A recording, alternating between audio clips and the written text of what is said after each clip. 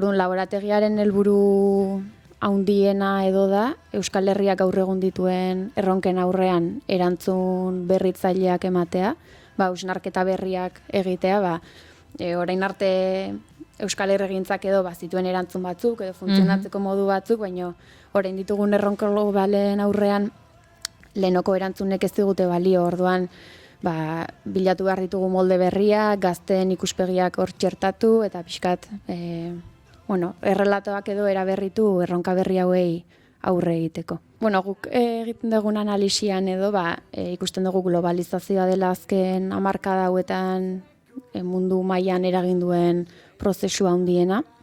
Eta globalizazioarekin batera etorri dira aldaketa demografiko handiak, migrazio fluxuak, barne zein kanpora begirakoak, talentua juten ari dela eta askotan entzuten dugu, gazteok kanpora juten geralako lan bila.